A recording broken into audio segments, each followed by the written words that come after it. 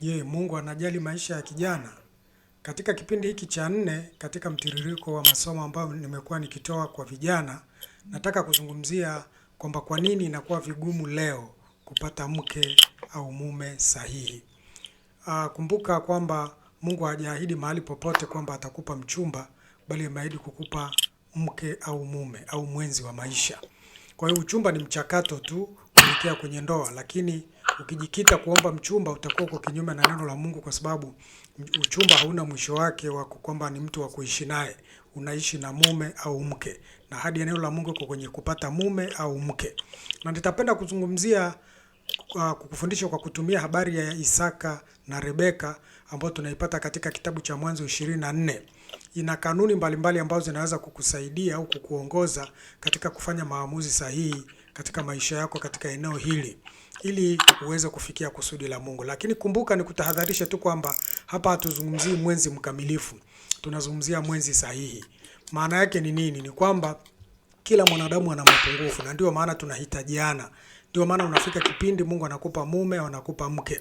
Kwa hiyo kama wewe ni perfectionist ambao unajaribu kutafuta mtu mkamilifu, hutampata katika dunia hii, kwa sababu Mungu anataka kukupa mtu ambaye mtakamilishana. Maana yake kwamba mnatofautiana uwezo na mnatofautiana madhaifu, lakini mnaweza mkakamilishana mtu wa kufanana na wewe. Kwa hiyo ni muhimu uweze kuelewa ile kwamba tunapozungumzia mwenzi sahihi, hatuzungumzii mwenzi mkamilifu, bali mtu ambaye ataweza kujibu mahitaji ulio nayo, na wewe utakwenda kwenda kujibu mahitaji aliyo nayo. Kwa hiyo kila mtu atamuona mwenzake ni muhimu katika maisha yake ya kila siku. Ziko sababu mbalimbali ambazo nataka nikupe hapa. Sababu ya kwanza tunaipata katika mstari wa kwanza, ambayo inasema basi Ibrahimu alikuwa mzee mwenye miaka mingi, na Bwana alikuwa amembariki Ibrahimu katika vitu vyote. Katika mstari huu najifunza kwamba wazazi wakati mwingine wanachukulia ndoa kama mtaji wa kiuchumi.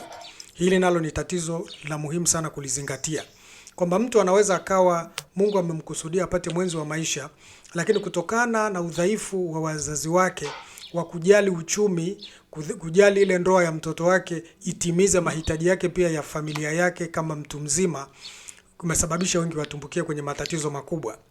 Ibrahimu alipokuwa mzee mwenye miaka mingi na Bwana ameshambariki tayari, ndipo aliwaza sasa, mwanangu naye nataka aoe. Kwa hiyo hakuwa na mawazo kwamba mtoto yule atategemea akipata mke anufaike yeye kama mzazi na maisha yao. Alichowaza ni kwamba mtoto wangu awe na maisha yake ambayo yatamwezesha awe na maendeleo yake binafsi, hata kama ana wajibu pia kwa ajili yangu kama mzazi. Kwa hiyo Ibrahimu alihitaji mwanae apate mke sahihi wakati ameshabarikiwa kiroho na ameshabarikiwa kiuchumi. Kwa hiyo mara nyingi hili ni la muhimu sana kwetu kama wazazi pia tulifahamu kwamba hakuhitaji mkaza mwana kwa sababu za kiuchumi, bali kwa sababu za kimahusiano na kwa ajili ya kuendeleza miradi iliyopo tayari kwenye familia. Kwa hiyo tunapokuwa tunawaza sisi kwamba huyu akimwoa mwanangu au huyu akiingia kwenye ndoa tutanufaika kiuchumi, hii imesababisha watu kuzuiwa hata kumpata mtu sahihi na kuingizwa kwenye majanga bila sababu. Wako watu ambao wamefanya hivyo. Nakumbuka binti mmoja aliwahi kupata mwenzi wa maisha ambaye anamfaa, lakini wazazi wakamuona hana uwezo, wakamkatalia na ikabidi aolewe na mwingine ambaye walimuona ana uwezo. Binti yule aliteseka sana katika maisha yake, kwa sababu hata wakati mwingine wakiwa nyumbani wanakula chakula, mume wake alikuwa anamwambia, wewe kaa chini ndio ule chakula, kwani wewe unajua sofa wewe? Kwa sababu alikuwa anamuona ni mtu wa hali ya chini. Kwa hiyo alinyanyasika kwa sababu aliolewa kwa sababu za kiuchumi na si kwa sababu za kimahusiano ambazo zimetokana na hitaji lake mwenyewe. Kwa hiyo wakati mwingine wazazi lazima tuwe waangalifu katika hili, kwamba mahari isiwe ndio sababu ya kutusababishia tuwazuie watu kufikia katika kusudi la Mungu.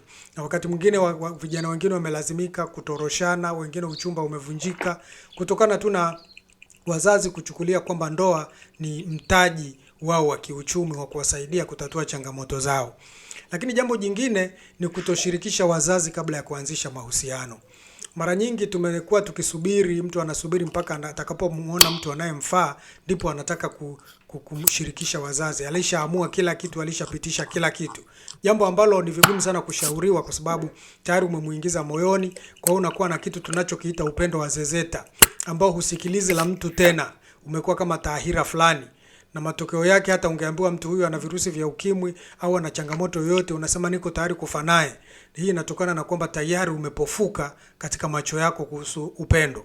Kwa hiyo ni muhimu sana. Tukisoma katika mstari wa pili wa hiyo Mwanzo 24, Biblia inatuambia Ibrahimu akamwambia mtumishi wake, mzee wa nyumba yake, aliyetawala vitu vyake vyote, tafadhali utie mkono wako chini ya paja langu.